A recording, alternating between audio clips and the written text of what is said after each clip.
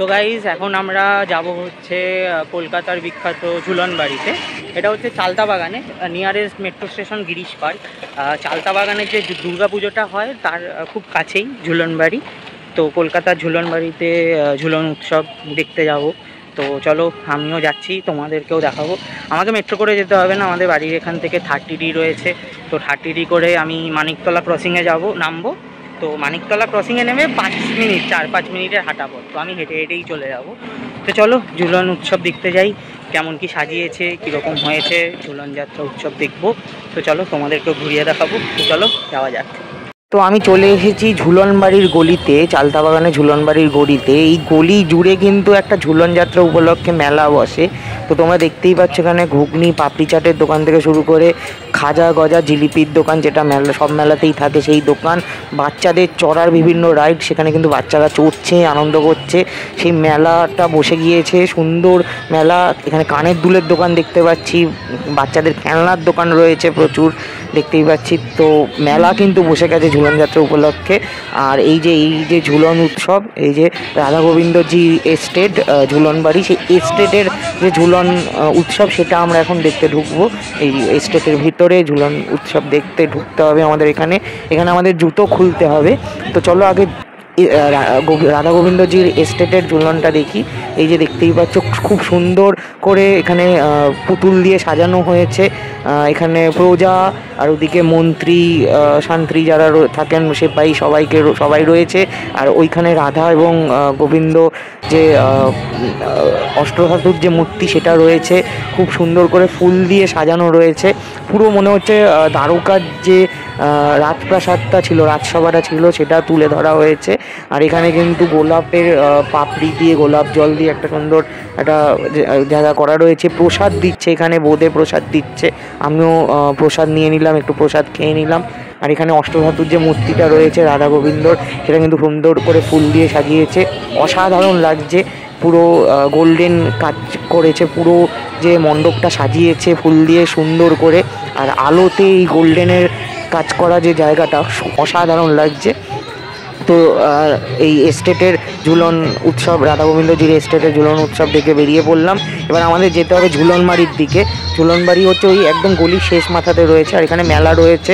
আমরা এখানে এই মকটেলের দোকান, মোমোর দোকান সব দেখতে পাচ্ছি। আর এখানে বাচ্চাদের খেলনার দোকান রয়েছে, প্রচুর খেলনার দোকান রয়েছে, আচারের দোকান রয়েছে, যেটা সব মেলাতেই থাকে।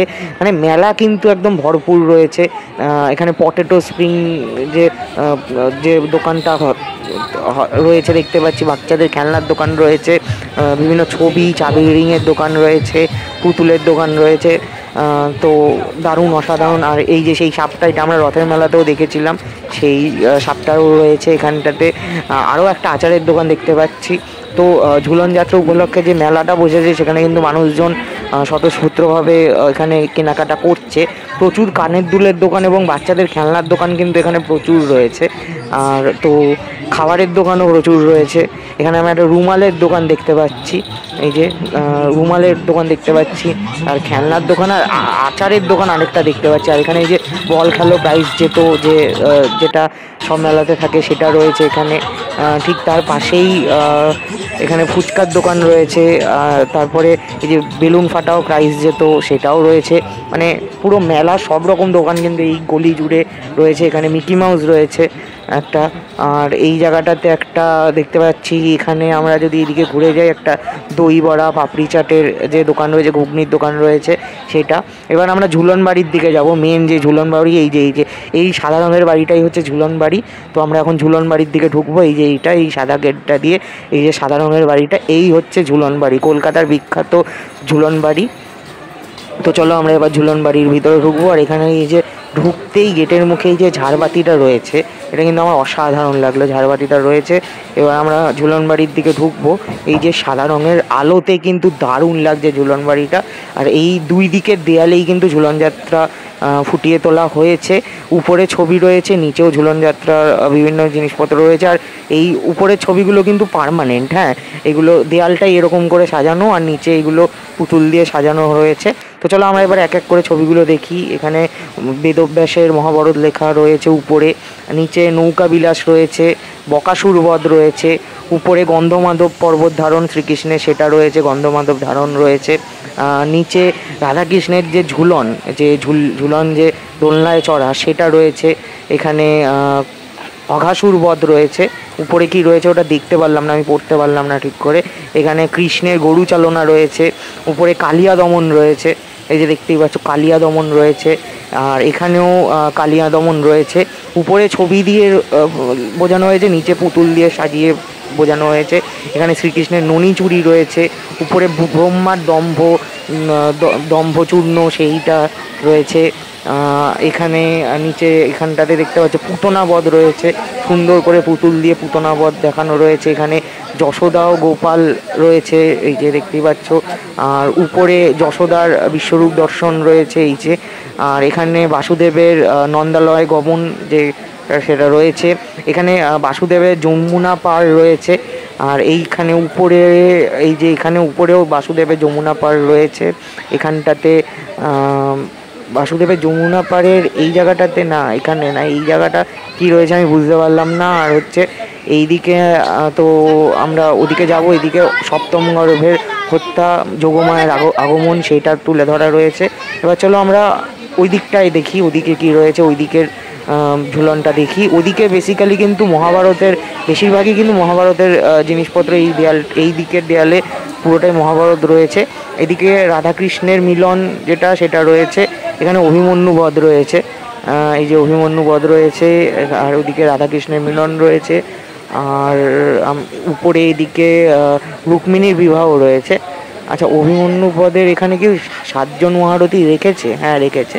এখানে পার্থসারথী লেখা রয়েছে। এটা হচ্ছে ওই ভীষ্মকে রথের চাকা দিয়ে মারতে চেষ্টা করেছিল কৃষ্ণ, সেটা রয়েছে। এখানে রুক্মিণী হরণ রয়েছে। এখানে দ্রৌপদীর বস্ত্র হরণ রয়েছে, এই যে মহাভারত 2 অন্ন মুখোপাধ্যায়। আর এখানে ওদিকে সুদামার দ্বারকায় আগমন রয়েছে, পাশা খেলা রয়েছে। আর এইদিকে বলিরাজ রয়েছে, ওদিকে কংসবধ রয়েছে, উপরে ছবিতে কংসবধ রয়েছে। আর ওদিকে দোলযাত্রা রয়েছে, শ্রীকৃষ্ণের দোলযাত্রা রয়েছে। এখানে ঐরাবধ রয়েছে। আর এদিকে রয়েছে হচ্ছে জরাসন্ধ বধ, এই যে দেখতেই পাচ্ছ জরাসন্ধ বধ রয়েছে। উপরে রাধাকৃষ্ণের লীলা রয়েছে। আর জরাসন্ধ বধের এখানে জরাসন্ধ বানান ভুল লিখেছে, ওই যে দেখো জরাসন্ধ বানান ভুল লিখেছে, যাই হোক। আর এদিকে রাধার মানভঞ্জন রয়েছে, শ্রীকৃষ্ণের দ্বারা রাধার মানভঞ্জন রয়েছে। এখানে কংসবধ রয়েছে, এই যে এখানে কংসবধ রয়েছে। আচ্ছা, আর এইদিকে যদি আসি, এদিকে শ্রীকৃষ্ণের হোলি খেলা রয়েছে। আর এইগুলোই রয়েছে। আর এখানে একটা খুব সুন্দর ফোয়ারা রয়েছে, ফোয়ারাতে আবার লাইট জ্বলছে, ফোয়ারাটা বেশ ভালো লেগেছে। এবার চলো আমরা ধীরে ধীরে বিগ্রহ দর্শন করতে মন্দিরের ভিতরে ঢুকবো। তো ওখানে রাধা গোবিন্দর বিগ্রহ রয়েছে, তো এখানে জুতো খুলতে হবে। তো চলো জুতো খুলে আমরা এখন বিগ্রহ দর্শন করতে মন্দিরের ভিতরে ঢুকবো। তো এইখানের বিগ্রহটা কিন্তু বেশ দারুণ লেগেছে আমার, আর ঝুলনটাও বেশ ভালো লেগেছে। বিগ্রহটা কিন্তু রাধা গোবিন্দজির বিগ্রহটা, এটাও অষ্টধাতুর কিন্তু। আর এই বিগ্রহটা ফুল দিয়ে সুন্দর করে সাজিয়েছে। এদিকে রাধা গোবিন্দের বিগ্রহ ছাড়াও এখানে একটা শিবের মানে বাল্য শিবের মূর্তি রয়েছে, এখানে দেখতেই পাচ্ছ। আর ওইদিকে আরেকটা ঘর রয়েছে, তো চলো ওই ঘরটাও দেখি। এইদিকে শিবলিঙ্গ রয়েছে একটা। আমার কিন্তু দারুণ লেগেছে এই ঝুলন বাড়ির ঝুলন যাত্রা উৎসব, কিন্তু আমার দারুণ লেগেছে। তো আমার দেখা হয়ে গেছে, এবার আমি বাড়ির দিকে যাব। তো গাইস এখন বাড়ি ফিরছি। ঝুলন যাত্রা দেখতে গেছিলাম, কলকাতার ঝুলন উৎসব দেখতে গেছিলাম। তো তোমাদেরকেও ঘুরিয়ে দেখালাম, যতটা পারলাম ঘুরিয়ে দেখালাম। তো ব্লগটা কেমন লাগলো জানিও, আর ভালো লাগলে চ্যানেলটা লাইক, কমেন্ট, শেয়ার, সাবস্ক্রাইব করে দিও। তো চলো দেখা হচ্ছে আবার পরের ব্লগে।